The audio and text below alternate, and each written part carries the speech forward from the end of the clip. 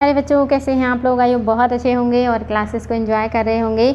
आप लोगों को प्रश्न हल करके अच्छा लग रहा होगा। आज भी आप लोगों के लिए इकोनॉमी के बेस्ट प्रश्न हैं।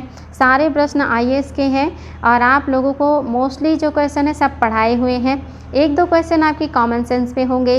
तो देखते हैं बच्चा लोग आप लोग कितना मेहनत से पढ़े हैं और पीछे जो चीज़ें मैंने पढ़ाया और नोट कराया है उसमें से कितनी चीज़ें आप लोगों के दिमाग में रह गई हैं।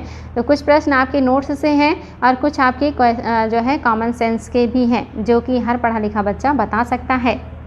चलिए बच्चों, शुरुआत करते हैं आज की क्लास की। और आपका पहला प्रश्न है very easy and very important प्रश्न। हाल के बीते दिनों में निम्नलिखित में से कौन से कारक भारत में चावल के मूल्य को प्रभावित कर रहे हैं?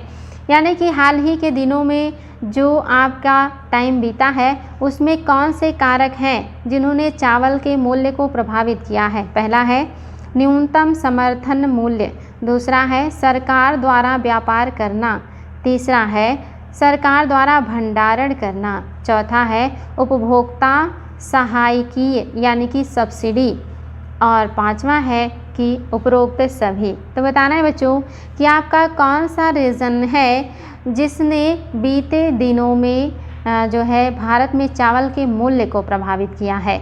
अब आपको ये उत्तर देना है और आई होप ये उत्तर आप लोगों के लिए काफ़ी आसान होगा और आप इसे बहुत आसानी से बता सकते हैं। और ये वेरी वेरी इम्पॉर्टेंट क्वेश्चन और आई थिंक आप सबका उत्तर जो है वो आ गया होगा। आपका ऑप्शन नंबर जो 5 है ये बिल्कुल सही है, यानी कि उपरोक्त सभी बिल्कुल करेक्ट हैं। आप सभी को पता है न्यूनतम समर्थन मूल्य भी जो है कीमतों को प्रभावित करता है, सरकार जो जारी करती है। इसके अलावा सरकार जो व्यापार करता है चावलों का, ये भी जो है मूल्य को प्रभावित करता है। इसके अलावा सरकार द्वारा जो भंडारण किया जाता है अनाजों को खरीद कर, ये भी मूल्य को प्रभावित करता है। साथ ही जो उपभोक्ता सहायकी यानी कि जो सब्सिडी होता है ये भी मूल्य को प्रभावित करता है। तो ध्यान देंगे बच्चों, आपकी सभी बातें बिल्कुल करेक्ट हैं।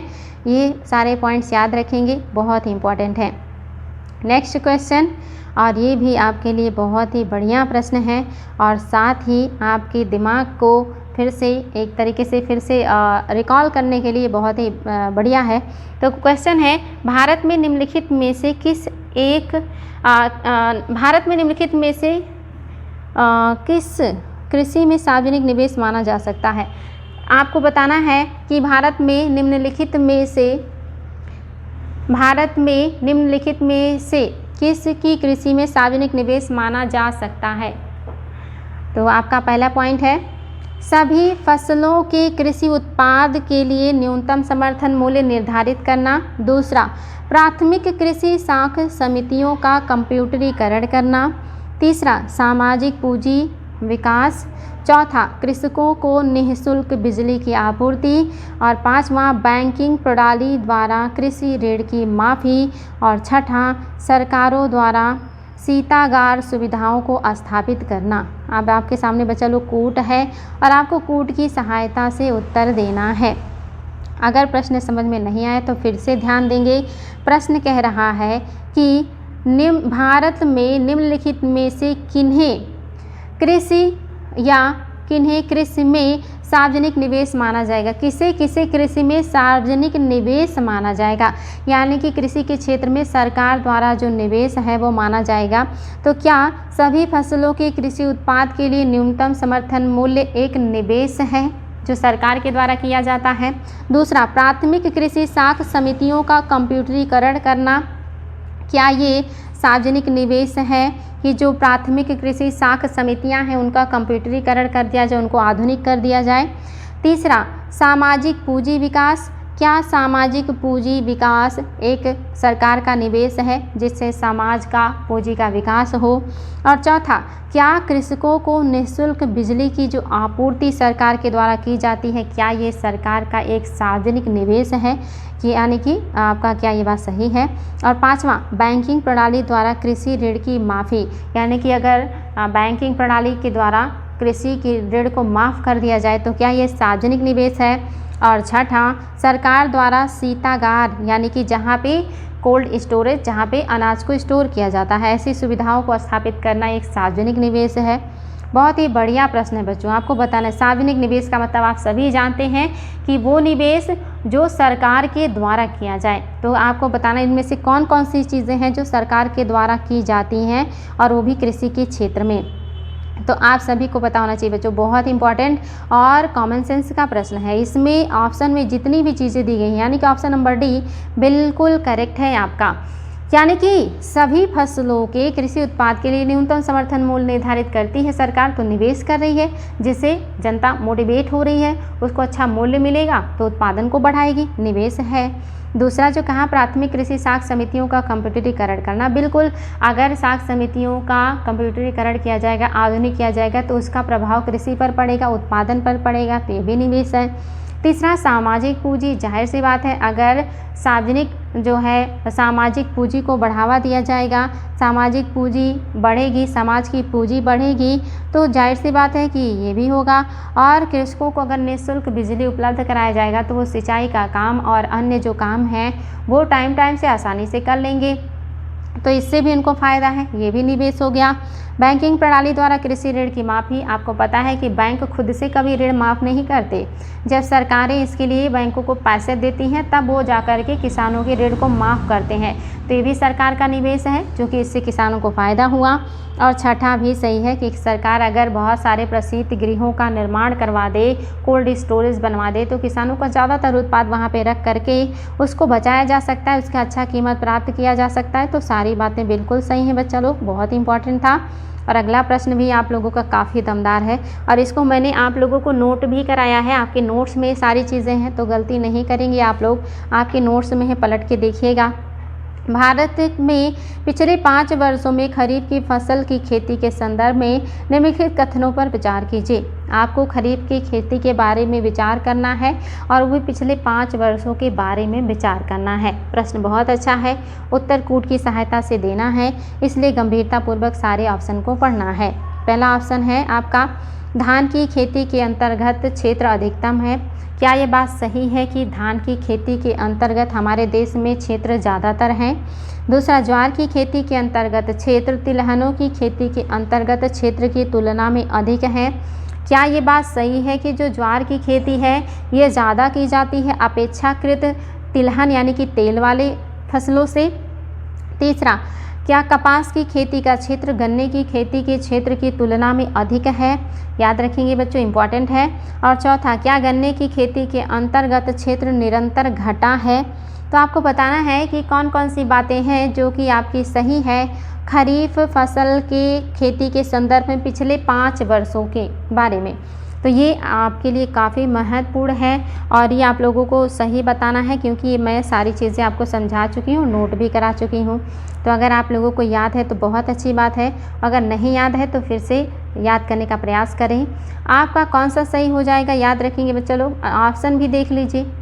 केवल पहला तीसरा है या केवल दूसरा तीसरा चौथा है या केवल दूसरा चौथा है या पहला दूसरा तीसरा चौथा है? तो आपको बताना है बच्चों कि आपका कौन सा ऑप्शन है जो कि करेक्ट हो जाएगा। याद रखेंगे आईएएस का है क्वेश्चन और काफ़ी इम्पॉर्टेंट है। तो चलिए एलिमिनेट कर देते हैं। एलिमिनेट अगर हम लोग करना चाहें तो आप देखेंगे उत्तर बहुत आसानी से आ जाएगा। आप सभी को पता है कि गन्ने की खेती के अंतर्गत क्षेत्र निरंतर घटा है, ऐसा बिल्कुल भी नहीं है। क्षेत्र निरंतर घटा है ये ऐसा बिल्कुल भी नहीं है। कभी क्षेत्र बढ़ते हैं, कभी क्षेत्र घट जाते हैं। किसी साल लोग ज़्यादा जो है गन्ने का उत्पादन करते हैं, किसी साल थोड़ा कम करते हैं, लेकिन ये घटता बढ़ता रहता है, निरंतर कभी घटा नहीं है, इसलिए आपका ये गलत हो जाएगा। आप सभी को पता है मैक्सिमम लोग अपने खेत में गन्ना उत्पादन पसंद करते हैं क्योंकि एक नगदी फसल है ये मैदानी बेल्ट का, जिससे उन्हें अच्छी खासी पूंजी मिलती है, इसलिए निरंतर घटा है ये सही नहीं है। और निरंतर बढ़ा भी हो जाता तो एग्जैक्ट सही नहीं होता क्योंकि कभी कभी ये प्रभावित होता है। तो आप देख रहे हैं चौथा ऑप्शन आपके डी में भी है, सी में भी है और बी में भी है, यानी कि ये तीनों ऑप्शन तो हो ही नहीं सकता। उत्तर आ गया बच्चा आप लोगों का, यानी कि पहला ऑप्शन और तीसरा ऑप्शन बिल्कुल सही है। धान की खेती सबसे ज़्यादा है, इसमें कोई डाउट ही नहीं। आप सबको पता है भारत का पसंदीदा ये खाद्यान्न है। तो अगर पहला सिर्फ ए में है और डी में है, ऐसे भी आप निकाल सकते थे, पहला केवल ए में है और डी में है। तो आपका सभी तो सही हो ही नहीं सकता, इसमें कुछ कंडीशन है और वैसे भी आपको 50-50 में ही फाइट करना था। तो सॉल्व करने का तरीका अगर पता हो तो क्वेश्चन बहुत आसानी से सॉल्व हो जाते हैं। और ये जो कह रहा है ना ज्वार की खेती, ये कम होता है, आप सबको पता है। तिलहन आपके यूपी, बिहार और झारखंड इन सभी क्षेत्रों में उगाए जाते हैं। सबसे ज़्यादा तिलहन राजस्थान में होते हैं, कम पानी वाले क्षेत्रों में भी हो जाते हैं। लेकिन ज्वार की खेती क्या आप इतना ज़्यादा होते हुए कहीं देखते हैं? तो बिल्कुल नहीं देखते हैं। तो आप सभी को पता है कि ये जो चौथा है ये भी गलत है और आपका दूसरा भी गलत है। आपका पहला और तीसरा ऑप्शन बिल्कुल सही है। तो ये क्वेश्चन आपके कॉमन सेंस के आधार पर भी था, प्लस मैंने इसको क्लास में नोट भी कराया था। आप लोग अपना नोट्स ज़रूर चेक कर लीजिएगा। चलिए अगला प्रश्न देखेंगे बच्चों, और ये भी बढ़िया प्रश्न है, ये भी आपके आईएएस का ही है और बताना है आपको। देखिए आईएएस के प्रश्न बहुत आसान होते हैं, बस सोचने वाला अगर व्यक्ति है और थोड़ा नॉलेज रखता है तो वो बहुत आसानी से सॉल्व कर सकता है। क्वेश्चन है, राष्ट्रीय कृषि बाजार नेशनल एग्रीकल्चर मार्केट स्कीम को क्रियान्वित करने के क्या लाभ हैं? राष्ट्रीय कृषि बाजार नेशनल एग्रीकल्चर मार्केट स्कीम को क्रियान्वित करने के क्या लाभ हैं, आपको ये बताना है। तो पहला है, यह कृषि वस्तुओं के लिए सर्वभारतीय इलेक्ट्रॉनिक व्यापार पोर्टल है। दूसरा, यह कृषकों के लिए राष्ट्रव्यापी बाजार सुलभ कराता है जिसमें उनके उत्पाद की गुणवत्ता के अनुरूप कीमत मिलती है।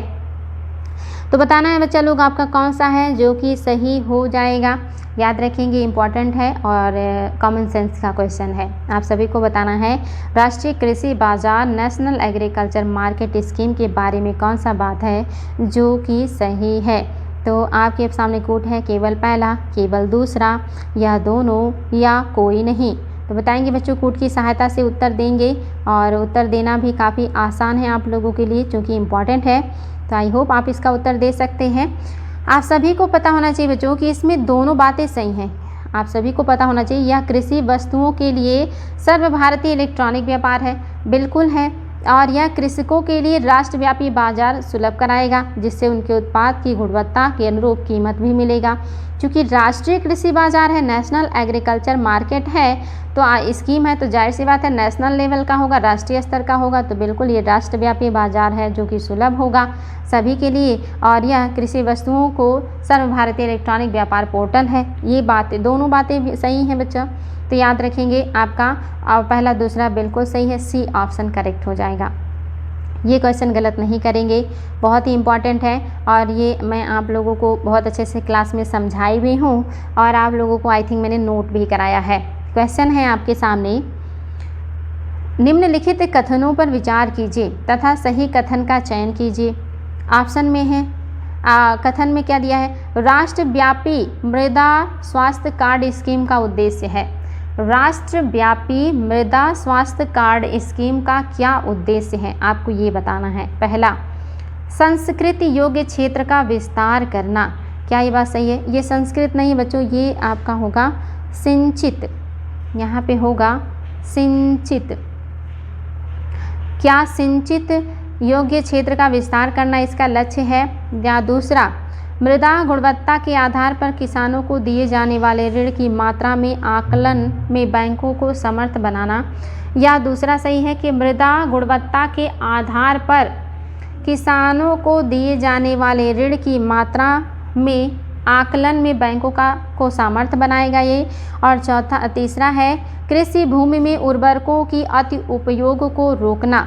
या ये इसका उद्देश्य है कि आप कृषि जो है क्षेत्र में उर्वरकों को, हाँ तो बताएंगे बच्चों कौन सा है जो कि आपका सही हो जाएगा। तो आई थिंक आप जो है इसको बहुत आसानी से सॉल्व कर सकते हैं क्योंकि इसमें कोई डाउट होना ही नहीं चाहिए।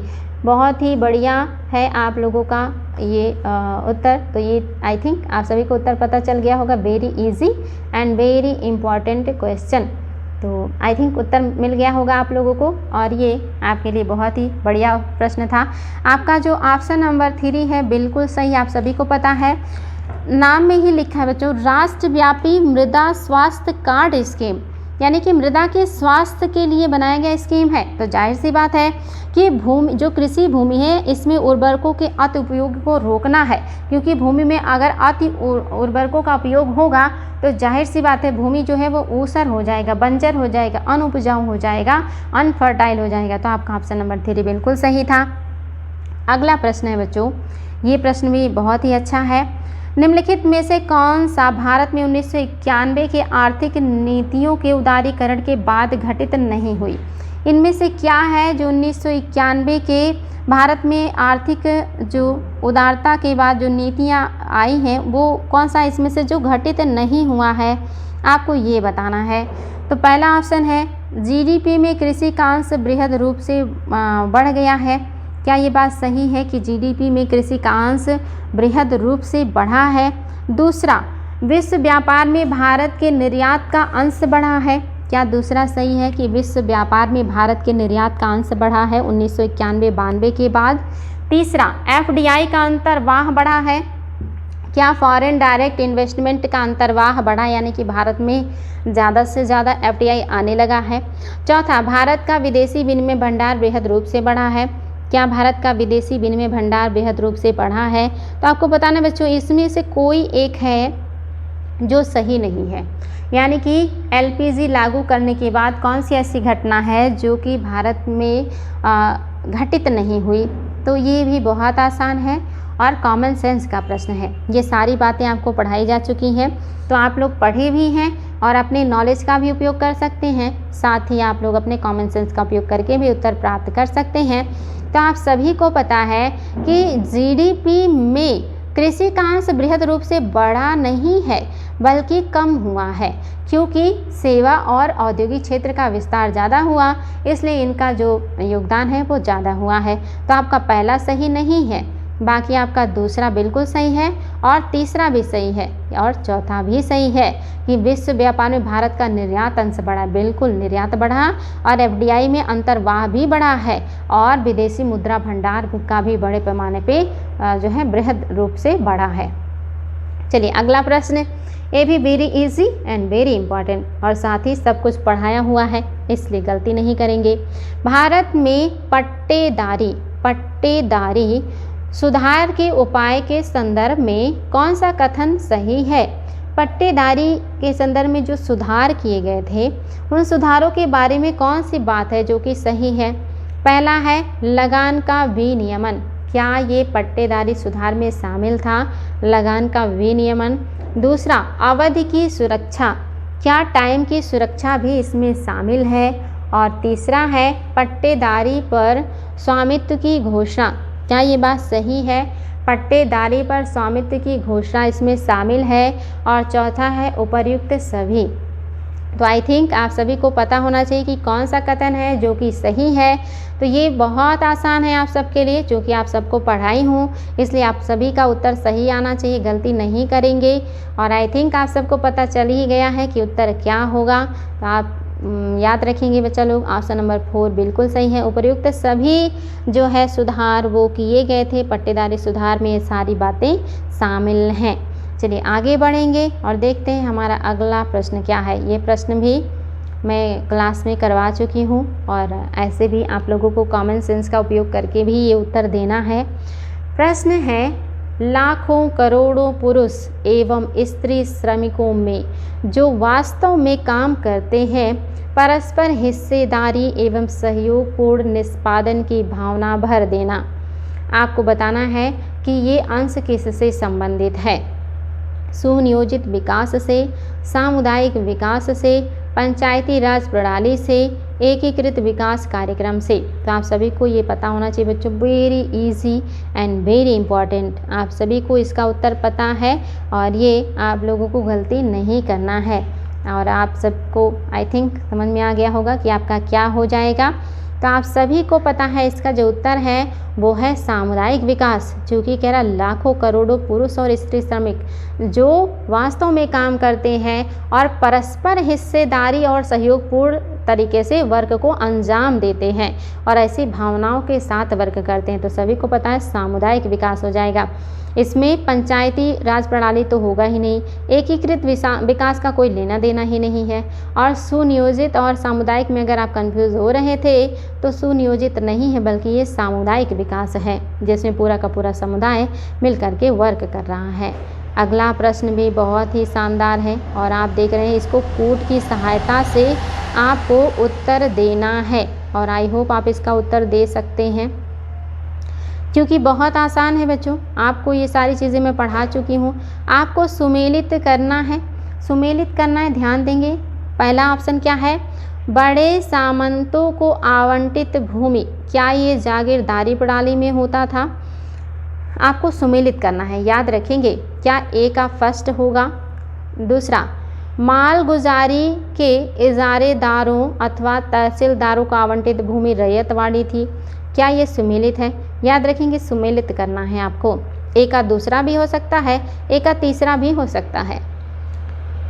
सी है, उप किराएदार पर देने, गिरवी रखने, स्थानांतरण करने, उपहार देने या विक्रय करने के अधिकार सहित प्रत्येक किसान को आवंटित भूमि, और आप क्या ये महलवाड़ी है? और चौथा, ग्राम में अवसर पर की गई भू राजस्व बंदोबस्त, क्या ये जमींदारी प्रणाली है? ये ग्राम स्तर है बच्चों, याद रखेंगे। ग्राम स्तर पर की गई भू राजस्व प्रबंधन या भू राजस्व बंदोबस्त, क्या ये जमींदारी प्रणाली है? तो आप सभी को बताना है। देखिए कूट भी है कि पहले का ए का क्या होगा, बी का क्या होगा, सी का क्या होगा और डी का क्या होगा। तो आई थिंक आप लोग इसका उत्तर बता सकते हैं। बहुत ही बढ़िया प्रश्न है और आपके लिए काफ़ी इम्पॉर्टेंट है। तो याद रखेंगे बच्चों, जो बड़े सामंतों को भूमि आवंटित की जाती थी, ऐसे भूमि को हम कहते थे जागीरदारी प्रणाली। तो आपका ए का पहला सही सुमेलित है। दूसरा है, मालगुजारी के इसारेदारी अथवा तहसीलदारों को आवंटित जो भूमि होती थी, इसको क्या कहा जाता था? इसको जमींदारी व्यवस्था कहते थे। आप सभी को पता है जमींदारी व्यवस्था को ही इजारेदारी व्यवस्था भी कहा जाता था और ये तहसीलदारों या जो है बड़े बड़े ज़मींदारों को दिया जाता था। तो ये रैयतवाड़ी नहीं होगा बल्कि यहाँ पे होगा आपका, याद रखेंगे, जमींदारी होगा। जमींदारी यानी कि ऑप्शन आपका हो जाएगा जमींदारी। तीसरा है, उप किराए पर देने, गिरवी रखने, स्थानांतरण करने, उपहार देने या विक्रय करने के अधिकार सहित प्रत्येक किसान को आवंटित भूमि, यानी कि ऐसी भूमि जो है व्यक्ति को अधिकार हो उसको बेचने का, गिरवी रख करने का, हस्तांतरण करने का, इस तरह के अधिकार अगर प्राप्त हैं तो वो कौन सी भूमि होगी? याद रखेंगे, वो आपका हो जाएगा रैयतवाड़ी, यानी कि यहाँ इसके सामने क्या हो जाएगा? रैयतवाड़ी, रैयतवाड़ी हो जाएगा। और चौथा है, ग्राम के मतलब ग्राम के स्तर पर दी गई भू राजस्व प्रबंधन जो प्रणाली है, इसमें आपका क्या हो जाता है? इसमें जो होता है वो होता है महलवाड़ी। याद रखेंगे, महलवाड़ी। ये सारी चीज़ें आप लोगों को पढ़ा चुके हैं, तो ये गलती आप लोगों को नहीं करना था। और आई थिंक आप सबको क्लियर हो गया होगा कि आपका ऑप्शन नंबर जो बी है ये सही है। ए का पहला, बी का चौथा, सी का अच्छा नहीं, सी का दूसरा होगा। ए का पहला और बी का चौथा और आपका सी का दूसरा और आपका जो डी है ये आपका क्या हो जाएगा? तीसरा हो जाएगा। याद रखेंगे बच्चों, इम्पॉर्टेंट है और ये आप लोगों को हमेशा याद भी रखना है। चलिए अगला प्रश्न है, देखते हैं क्या है ये प्रश्न। और ये भी अच्छा है और ये भी मैं आप लोगों को नोट कराई हूँ, इसलिए इसको भी गलत नहीं करेंगे बच्चा लोग, इम्पॉर्टेंट है। क्वेश्चन है आपका, ध्यान से पढ़िएगा। NSSO के 70 में चक्र द्वारा संचालित कृषक कुटुंब की स्थिति आकलन सर्वेक्षण के अनुसार निम्नलिखित कथनों पर विचार कीजिए। आपको बताना है कि जो NSSO का 70वें चक्र का कृषि कुटुंब के बारे में जो सर्वेक्षण हुआ है उसके बारे में कौन सा कथन है जो कि गलत है, और ये इसमें से आपको बताना है कि कौन सा है जो कि गलत है। पहला है, राजस्थान में ग्रामीण कुटुंब में कृषि कुटुंब का प्रतिशत सर्वाधिक है। क्या ये बात सही है कि राजस्थान में ग्रामीण कुटुंब में कृषि कुटुंब का प्रतिशत सबसे ज़्यादा है? दूसरा है, देश के कुल कृषि कुटुंब में 60% से कुछ अधिक ओबीसी के हैं। और तीसरा, केरल में आप देखेंगे यहाँ पे बच्चों, केरल में 7% से कुछ अधिक कृषि कुटुंब ने या सूचना दी कि उन्होंने अधिकतम यह सूचना दी कि कृषि कुटुंब की उन्होंने अधिकतम आय उन्होंने अधिकतम आय, यहाँ पे आय होगा आय, अधिकतम आय गैर कृषि स्रोतों से प्राप्त किया है। तो आपको बताना है कि आपका कौन सा ऑप्शन है जो कि गलत है, गलत बताना है। याद रखेंगे बच्चा लोग, गलत बताना है। और यहाँ पे जो दिया है ना, ये 60 है, ये आपका 60% है।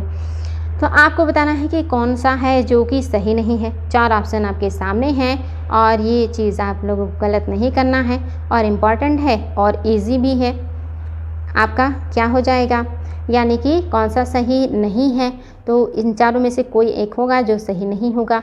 आप सभी को पता है राजस्थान में ग्रामीण कुटुंबों में कृषि कुटुंब का प्रतिशत अधिक है, यानी कि राजस्थान में जो भी कुटुंब पाए जाते हैं उसमें ज़्यादातर लोग कृषि का काम करते हैं, कृषि पर निर्भर हैं, इसमें कोई डाउट नहीं है। ये तो आपका क्या हो जाएगा, ये तो बिल्कुल सही हो जाएगा।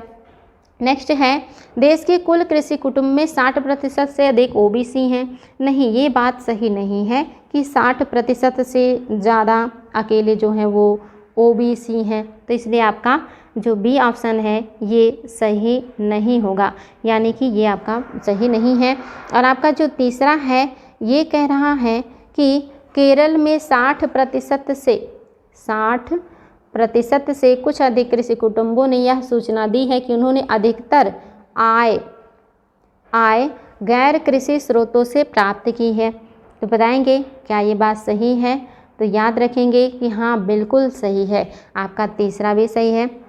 और जाहिर सी बात है, केरल ने इतना डेवलप कर लिया, इतना वो आगे है, तो वहाँ पे कृषि से ज़्यादा लोग दूसरे क्षेत्रों से आय प्राप्त करते हैं, इसमें कोई डाउट ही नहीं होना चाहिए आप लोगों को। तो तीसरा भी सही है। ये 60 की जगह पे अगर 45% होता तो ये भी सही हो जाता कि देश के कुल कृषि कुटुंब में 45% से अधिक ओबीसी के हैं और राजस्थान में सभी ग्रामीण कुटुंबों में सबसे ज़्यादा कृषि कुटुंब का प्रतिशत है और केरल में 60% से अधिक गैर कृषि क्षेत्र से इनकम प्राप्त करने वाले लोग हैं। तो आपका पहला तीसरा सही है, गलत बताना था तो यही आपका गलत हो जाएगा। ऑप्शन नंबर 2 जो है ये सही नहीं है, इसलिए आपका 2 सही नहीं है। चलिए अगला क्वेश्चन देखते हैं और ये भी आपको कोड की सहायता से उत्तर देना है और ये भी काफ़ी बढ़िया प्रश्न है। निम्नलिखित कथनों पर विचार कीजिए तथा सही कथन का चयन कीजिए। पहला स्टेटमेंट है, विश्व में भारत एकमात्र देश है जो रेशम के ज्ञात सभी 5 व्यापारिक प्रकार उत्पन्न करता है। देखिए बच्चों, ये क्वेश्चन आपके इकोनॉमी का भी है और ये क्वेश्चन आपके जियोग्राफी का भी है, इसलिए आपके लिए मोस्ट इम्पॉर्टेंट है। अब आपको बताना है क्या ये बात सही है कि विश्व में भारत एकमात्र ऐसा देश है जिसके पास अब तक ज्ञात 5 प्रकार के रेशम उत्पन्न किए जाते हैं व्यापार के लिए। दूसरा, भारत विश्व में चीनी का सबसे बड़ा उत्पादक है। क्या ये बात सही है कि भारत चीनी का सबसे बड़ा उत्पादक है? आपको बताना है। क्वेश्चन काफ़ी बढ़िया है और आसान भी है, गलती नहीं करेंगे। अगर आपने थोड़ा भी पढ़ा है इन सारी चीज़ों को तो बहुत आसानी से बता सकते हैं कि आपका कौन सा है जो कि सही हो जाएगा। तो याद रखेंगे, आपको इसमें कोई डाउट नहीं होना चाहिए। वेरी वेरी इंपॉर्टेंट तथ्य है और एग्ज़ाम में ये बार बार आए हुए प्रश्न भी हैं। तो आप सभी को पता है कि विश्व में भारत एकमात्र देश है जिसके पास जो है 5 प्रकार के रेशम पाए जाते हैं, जिसमें आपको पता होगा मलबरी होता है, एरी होता है, मूंगा होता है, टसर होता है। इस तरह से 5 प्रकार के जो रेशम है वो भारत में पाए जाते हैं। ये पहला कथन तो बिल्कुल सही है, लेकिन आपको पता है भारत विश्व में चीनी का सबसे बड़ा उत्पादक नहीं है। भारत से पहले जो है वो है ब्राज़ील। ब्राज़ील सबसे बड़ा चीनी का उत्पादक है। और अगर चीनी का कटोरा कहेंगे विश्व में तो आप सभी को पता है कि वो कौन हो जाएगा। तो चीनी का कटोरा किसे कहते हैं, कमेंट कीजिएगा फटाफट। और भारत में चीनी का कटोरा किस स्टेट को कहते हैं ये भी कमेंट कीजिएगा। तो आप सभी को पता है दूसरा नहीं सही होगा, सही पूछा है तो केवल पहला जो है ये सही हो जाएगा। अब चीनी का कटोरा कौन है भारत में और विश्व में, ये बात आप लोगों को बताना है फटाफट कमेंट कीजिएगा कि कौन सा ऑप्शन है जो कि आपका सही हो जाएगा। चलिए बच्चा लोग देखते हैं क्या उत्तर आने वाला है आप लोगों का। तो आप सभी को नेक्स्ट क्वेश्चन बताना है, निम्न में से कौन सा एक कृषि में उत्पादकता बढ़ाने का रास्ता है। कौन सा एक है इसमें जो कृषि में उत्पादकता बढ़ाने का रास्ता है, और ये भी बहुत ही इम्पॉर्टेंट है और इसको भी आप लोग गलत नहीं करेंगे। तो आप सभी को पता होना चाहिए। पहला है कुशल सिंचाई, क्या कुशल सिंचाई उत्पादकता बढ़ाता है। दूसरा गुणवत्ता युक्त बीज, क्या ये उत्पादन बढ़ाता है। तीसरा है कीटनाशकों का प्रयोग। चौथा है उर्वरकों का प्रयोग। और आपका पांचवा है कि उपयुक्त में से कोई नहीं या उपयुक्त में से एक से अधिक। तो बताएंगे बच्चों कि कौन सा है जो कि आपका सही हो जाएगा। इम्पॉर्टेंट है और वेरी इजी भी है, और आप सभी को पता है इसका उत्तर, कि इसका उत्तर जो है ये 5 हो जाएगा, यानी कि ये आपके उपयुक्त में से एक से अधिक, यानी कि ये सभी हैं, सभी आपके सही हैं, बिल्कुल सही है, इसमें कोई डाउट आप लोगों को नहीं होना चाहिए। चलिए नेक्स्ट क्वेश्चन देखते हैं। निम्नलिखित में से कौन सा भारतीय कृषि के निम्न उत्पादकता का कारण नहीं है। इसमें से कौन सा कारण है जिसके कारण भारत में कृषि में उत्पादन कम है, यानी कि वो कारण नहीं होगा कम उत्पादन का, यानी कि आपको बताना है कि वो कौन सा है ऑप्शन जो कृषि के कम उत्पादन का रीज़न नहीं है। पहला है जनसंख्या का दबाव, क्या जनसंख्या के दबाव की वजह से उत्पादकता कम है। दूसरा गाइडेंस अनएम्प्लॉयमेंट, यानी कि क्या डिसगाइडेंस और अनएम्प्लॉयमेंट के वजह से जो कृषि है इसमें उत्पादन कम होता है, यानी कि प्रच्छन्न बेरोजगारी। डिसगाइज्ड मतलब हो गया है कि जो दिखाई ना दे, ऐसा प्रच्छन्न बेरोजगारी, क्या प्रच्छन्न बेरोजगारी के कारण उत्पादकता कम है, या सहकारी कृषि के कारण उत्पादकता कम है, या भूमि जोत का छोटा आकार के कारण उत्पादकता कम है। तो आपको बताना कौन सा रीज़न है जो उत्पादकता कम होने के लिए जिम्मेदार नहीं है। बहुत आसान है बच्चों, और आप सभी को पता है कि वो कौन सा ऑप्शन है जो कि आपका सही उत्तर हो जाएगा। आई थिंक आप सबको पता ही है, very easy very important. Option number 3 जो है ये रीज़न नहीं है कृषि उत्पादकता के कम होने का, बल्कि इसकी वजह से उत्पादकता बढ़ता है। जब बहुत सारे लोग एक लैंड पे भूमि पर कृषि करते हैं तो वहाँ पे संसाधनों का, अच्छे किस्म के बीजों का, श्रम का, सबका उपलब्धता बढ़ता है तो उत्पादकता भी बढ़ता है। लेकिन जनसंख्या के दबाव से उत्पादकता कम होता है, प्रच्छन्न बेरोजगारी से उत्पादकता कम होता है, अगर भूमि के आकार छोटे हैं, बिखरे हुए हैं तो भी उत्पादकता प्रभावित होता है। तो आप सभी को पता है ऑप्शन नंबर 3 इसका सही आंसर हो जाएगा। और ये क्वेश्चन भी बढ़िया है, आसान भी है। बताना है भारतीय अर्थव्यवस्था में कृषि का महत्व उसके निम्नांकित में से किस योगदान से जाना जाता है। उसके किस योगदान के कारण कृषि का महत्व जाना जाता है। पहला ऑप्शन है राष्ट्रीय आय तथा रोजगार, क्या कृषि राष्ट्रीय आय और रोजगार में अपना बड़ा योगदान देता है। दूसरा औद्योगिक विकास तथा अंतर्राष्ट्रीय व्यापार, क्या औद्योगिक विकास और अंतर्राष्ट्रीय व्यापार के लिए कृषि जाना जाता है। तीसरा है खाद्यान्न आपूर्ति, क्या कृषि खाद्यान्न आपूर्ति में अपना महत्वपूर्ण रोल निभाता है। और चौथा है कि उपयुक्त में से सभी। तो बताएंगे बच्चों कौन सा ऑप्शन है जो कि सही है, और ये कोई भी बच्चा गलत नहीं करेगा क्योंकि ये तो कॉमन सेंस का प्रश्न है, इसलिए इसमें गलती नहीं होना चाहिए। तो आप सभी को पता है ऑप्शन नंबर 4 बिल्कुल सही है। उपरोक्त सभी जो हैं वो भारत में कृषि के महत्व को दर्शाते हैं। नेक्स्ट क्वेश्चन है भारत में फसल बीमा योजना का शुरुआत कब किया गया था।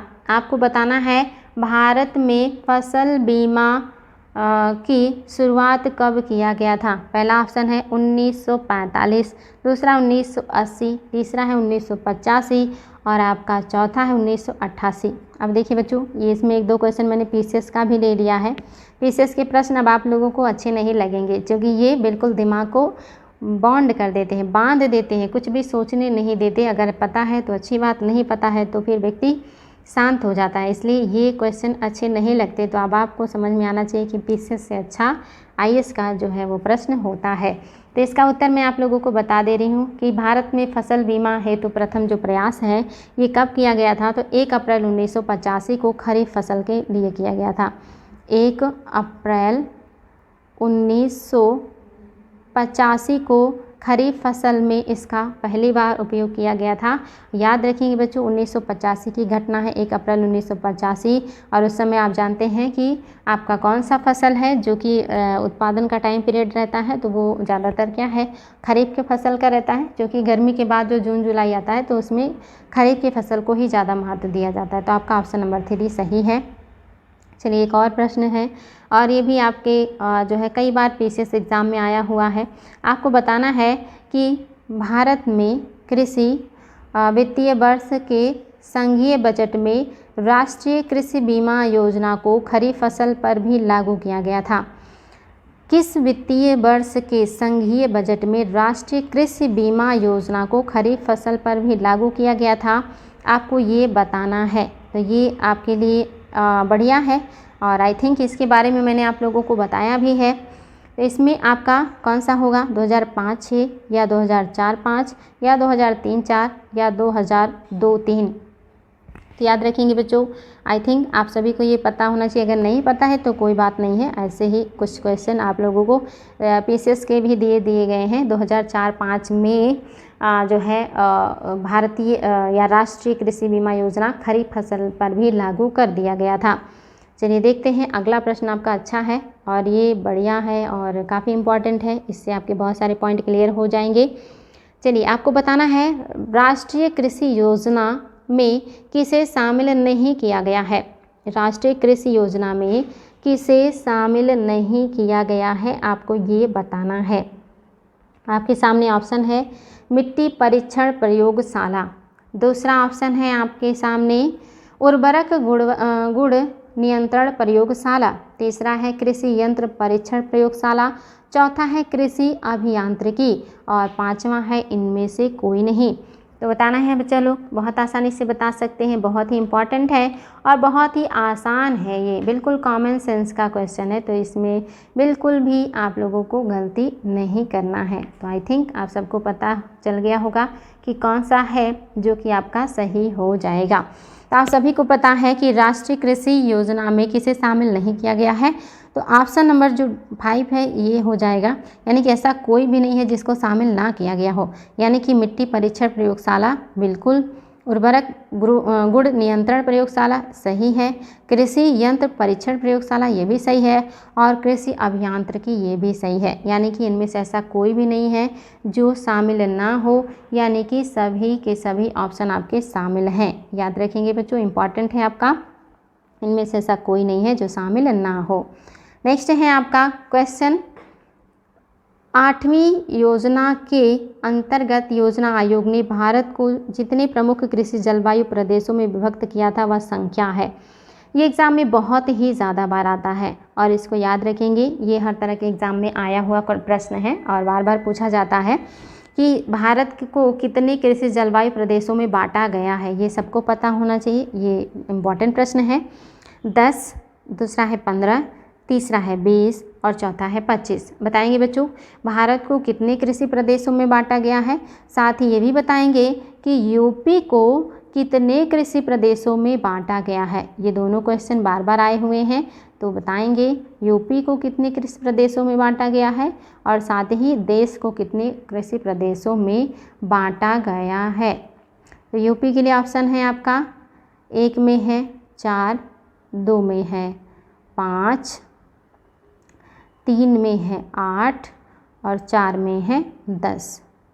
तो बताएंगे कौन सा हो जाएगा जो कि आपका सही है, और आई होप आप इसका उत्तर बता सकते हैं बहुत आसानी से। आप सभी को पता होना चाहिए कि भारत को 15 कृषि जलवायु क्षेत्रों में बांटा गया है और उत्तर प्रदेश को 8 कृषि जलवायु क्षेत्रों में बांटा गया है। वेरी वेरी इंपॉर्टेंट है, ये आपके एग्ज़ाम में आए हुए क्वेश्चन हैं जो कि एग्ज़ाम में बार बार पूछे गए हैं, और ये क्वेश्चन भी आप लोग गलत नहीं करेंगे, सभी बच्चों का उत्तर सही आना चाहिए, क्योंकि ये मैं क्लास में पढ़ाई हूँ और ये आप लोगों को नोट भी कराई हूँ। पहला है आपको बताना है कि राष्ट्रीय हॉर्टिकल्चर यानी कि भारतीय बागवानी मिशन या राष्ट्रीय बागवानी मिशन किस पंचवर्षीय योजना में आरंभ किया गया था। पहला है 11वीं पंचवर्षीय योजना, दूसरा है 10वीं पंचवर्षीय योजना, तीसरा है 9वीं पंचवर्षीय योजना और आपका चौथा है कि उपर्युक्त में से कोई नहीं। तो बताएंगे बच्चों कि कब आया था आपका राष्ट्रीय बागवानी मिशन, और ये आप सबको पता है, गलती नहीं करेंगे। और आई थिंक आप लोगों को याद होगा कि ये जो योजना है ये आया है 2005-06 में। तो अगर ये 2005-06 में आया है तो ये कौन सी पंचवर्षीय योजना हो जाएगा। तो ये तो आसान है और आप सभी को पता है कि जब 2004-05 चल रहा था या 5-6 चल रहा था, वो पंचवर्षीय योजना आपकी 10वीं पंचवर्षीय योजना थी। ऑप्शन नंबर 2 आपका बिल्कुल करेक्ट है, इसमें कोई डाउट आप लोगों को नहीं होना चाहिए। चलिए देखते हैं हमारा अगला प्रश्न क्या है, और ये भी प्रश्न बढ़िया है और आपको बताना है। क्वेश्चन है, राष्ट्रीय खाद्य सुरक्षा अधिनियम के संदर्भ में निम्नलिखित कथनों में से कौन सा सही है। निम्नलिखित कथनों पर विचार करिए और बताइए इनमें से कौन सा है जो कि सही है। पहला है, यह 75% ग्रामीण और 50% शहरी जनसंख्या को आच्छादित करेगी। क्या ये बात सही है कि राष्ट्रीय खाद्य सुरक्षा अधिनियम जो है ये 75% ग्रामीण और 50% शहरी जनसंख्या को कवर करेगा। दूसरा, महिलाओं और बच्चों को पोषण संबंधी सहायता पर विशेष ध्यान देना। क्या ये महिलाओं और बच्चों के पोषण पर विशेष ध्यान देगा। और तीसरा, 18 वर्ष आयु के अधिक की सबसे बड़ी महिला परिवार की मुखिया होगी। और चौथा है कि उपर्युक्त सभी सही हैं। तो आपको बताना है बच्चों कि कौन सा सही है, और ये मैं आप लोगों को पढ़ा चुकी हूँ और नोट भी कराई हूँ, तो इसमें गलती नहीं करेंगे आप लोग। और आई होप आप लोगों को याद होगा कि आपका जो ऑप्शन नंबर 4 है बिल्कुल सही है, यानी कि सारी बातें बिल्कुल करेक्ट हैं। ये गांव में 75% और शहरों में 50% जनसंख्या को आच्छादित करेगा। बच्चों और महिलाओं के पोषण पर विशेष ध्यान दिया गया है और परिवार की मुखिया महिला को ही माना जाएगा। अगर परिवार में मुखिया महिला नहीं है या महिला नहीं है तो ही परिवार के सबसे बड़े पुरुष को मुखिया माना जाएगा। चलिए बच्चों देखते हैं आपका अगला प्रश्न क्या है, और ये प्रश्न भी काफ़ी शानदार है। प्रश्न है, राष्ट्रीय खाद्य सुरक्षा मिशन का उद्देश्य निम्नलिखित में से कौन सा नहीं है। इनमें से ऐसा कोई होगा जो राष्ट्रीय खाद्य सुरक्षा मिशन का उद्देश्य नहीं होगा। पहला है, उच्च उत्पादक किस्म के बीजों का वितरण। क्या ये सही है। दूसरा, सुधारीकृत उत्पादन तकनीक का निर्देशन।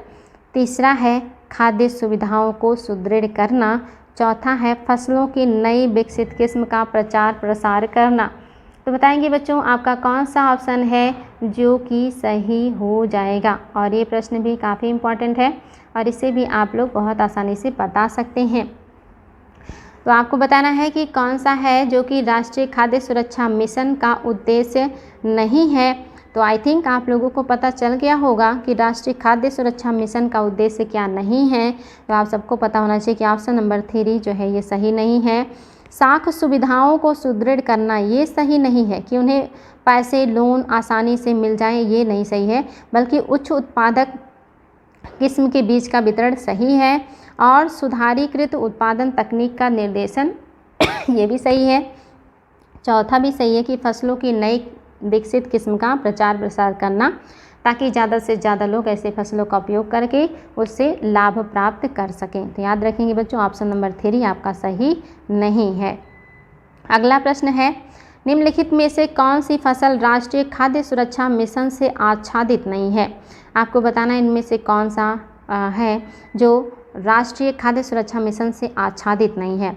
ये भी मैं आप लोगों को बता चुकी हूँ, तो गलत नहीं करेंगे। पहला ऑप्शन है दलहनी, दूसरा ऑप्शन है चावल, तीसरा ऑप्शन है गेहूँ और चौथा ऑप्शन है मोटे अनाज। तो आपको बताना है बच्चा लोग कि कौन सा फसल है जो राष्ट्रीय खाद्य सुरक्षा मिशन से आच्छादित नहीं है।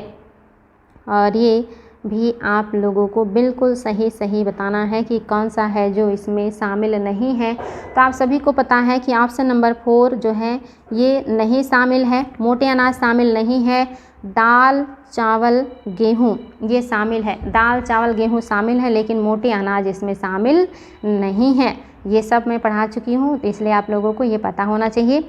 और अगला प्रश्न भी काफ़ी बढ़िया है और ये भी आप लोगों को पता होना चाहिए। ये सारी चीज़ें क्लास में बताई जा चुकी हैं, इसलिए इसको गलत नहीं करेंगे। क्वेश्चन है, भारत में हरित क्रांति कब आरंभ हुई? यानी कि भारत में हरित क्रांति जब आरंभ हुई तो निम्नलिखित में से कौन इससे संबंधित नहीं था? कौन था जो इससे संबंधित नहीं था जब भारत में हरित क्रांति शुरू हुई? पहले हैं MS स्वामीनाथन, दूसरे हैं C सुब्रमण्यम, तीसरे हैं इंदिरा गांधी, चौथे हैं रफ़ी अहमद किदवई। तो बताएंगे बच्चों इससे कौन संबंधित नहीं है, और ये काफ़ी इम्पॉर्टेंट है। ये क्लास में मैं सब डिस्कस कर चुकी हूँ, तो गलती नहीं करेंगे। बहुत ही महत्वपूर्ण प्रश्न है और आप सभी को पता है कि जो ऑप्शन नंबर 4 है ये शामिल नहीं है। रफ़ी अहमद किदवई इसमें शामिल नहीं है। बाकी सारे लोगों का योगदान हरित क्रांति में है, क्योंकि जो तत्कालीन कृषि मंत्री थे वो आपके सुब्रमण्यम थे, और उस समय जो प्रधानमंत्री थी वो आपकी इंदिरा गांधी थी। और इसके अलावा जो कृषि वैज्ञानिक जिन्हें जनक माना जाता है, आप जानते हैं, वो आपके स्वामीनाथन ही थे। इसलिए आप ऊपर के तीनों ऑप्शन सही हैं, लेकिन चौथा जो है ये शामिल नहीं है। नेक्स्ट है, निम्न में से कौन सा एक 20वीं शताब्दी के 60 दशक के अंतिम दौर की हरित क्रांति की प्रकृति का सबसे उचित वर्णन करता है? कौन है जो सबसे उचित वर्णन कर रहा है? पहला ऑप्शन है हरी सब्जियों के अत्यधिक खेती, दूसरा है गहन कृषि जिला कार्यक्रम, तीसरा है उच्च उपज किस्म कार्यक्रम, चौथा है बीज उर्वरक जल तकनीकी। तो आपको बताना है बच्चों कि कौन सा है जो कि सबसे सही तरीके से हरित क्रांति को परिभाषित कर रहा है। कौन सा है जो परिभाषित कर रहा? बहुत आसान है, गलती नहीं करेंगे। आप सभी को पता है कि क्या है जो हरित क्रांति का घटक है, हरित क्रांति से संबंधित है। तो आप सभी को पता है कि उन्नत किस्म के बीज, उन्नत किस्म के उर्वरक और अच्छी जल प्रबंधन प्रणाली की व्यवस्था से ही हरित क्रांति आया था। ये सारे हरित क्रांति के घटक हैं, इसमें कोई डाउट आप लोगों को नहीं होना चाहिए। आज का आखिरी और शानदार प्रश्न, सार्वजनिक वितरण प्रणाली से वितरित अनाज पर कितना कीमत बढ़ाने का उद्देश्य? सार्वजनिक वितरण प्रणाली से वितरित अनाज पर कीमत बढ़ाने का उद्देश्य क्या है? ये क्वेश्चन काफ़ी जो है बढ़िया है और आप लोगों को डिस्टर्ब भी करेगा। तो बताएंगे बच्चा लोग कि क्या होगा आपका ऑप्शन, कि सार्वजनिक वितरण प्रणाली में जो अनाज वितरित किए जाते हैं अगर उनके दामों को बढ़ाया जा रहा है तो इसका क्या मतलब है? पहला, किसानों को आकर्षित कीमत मिले, क्या ये रीज़न है? दूसरा, अनाज के उपयोग को नियंत्रित किया जा सके, क्या ये उद्देश्य है? तीसरा है, इस योजना में निहित उत्पादन का भार कम हो सके, और चौथा है, इस योजना से लाभ कमाना। तो बताएंगे बच्चों कि कौन सा है जो कि सही हो जाएगा। आई होप आप इसको बता सकते हैं कि कौन सा है जो कि सही हो जाएगा। तो आप सभी को पता है कि इसका उत्तर क्या होगा। फटाफट उत्तर दीजिएगा, मैं आप लोगों को थोड़ा सा सोचने का जो है मौका दे रही हूँ। क्या होगा जो इसका सही उत्तर हो जाएगा? तो आप सभी को पता है कि इसमें जो है वो आपका ऑप्शन नंबर जो 3 है बिल्कुल सही हो जाएगा। यानी कि सार्वजनिक वितरण प्रणाली में वितरित अनाज की कीमतें अगर बढ़ा दी जाएं तो इसका मतलब है कि इस योजना में जो निहित उत्पादन का भार है उसको कम किया जा रहा है। क्योंकि अनाजों की कीमत को कम किया जाता है सब्सिडी देकर, और अगर सब्सिडी सरकार कम कर दे, यानी कि इसमें जो निहित उत्पादन में जो भार लग रहा था, उत्पादन में जो ज़्यादा पैसा इन्वेस्ट कर रही थी सरकार, उसकी मात्रा घटा दी, और अगर मात्रा घटा देगी तो जाहिर सी बात है कीमतें क्या हो जाएंगी? बढ़ जाएंगी। तो कीमत बढ़ाने का उद्देश्य क्या है? उसमें लगने वाला जो मूल्य है, जो भार है, उसको कम करना। क्योंकि सरकार को बहुत ज़्यादा सब्सिडी देना पड़ता है और तब जा कर के मूल्य कम होते हैं। तो अगर सरकार सब्सिडी ना दे तो ये क्या हो जाएंगे? तब अनाज के जो दाम हैं वो महंगे हो जाएंगे। आई होप बच्चा लोग आप लोगों को प्रश्न समझ में आए होंगे।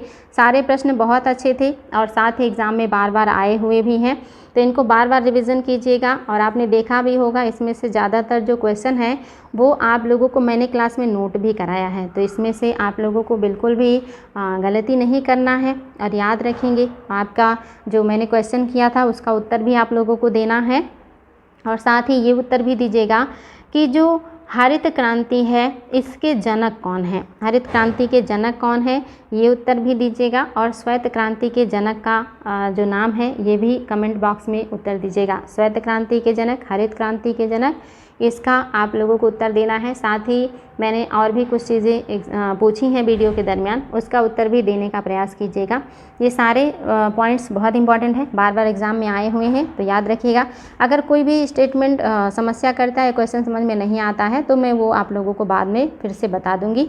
तो आज के लिए रहने देते हैं बच्चों, फिर नेक्स्ट डे मिलेंगे और भी बेहतरीन प्रश्नों के साथ। आज के लिए इतना ही। शुभ रात्रि। Thank you.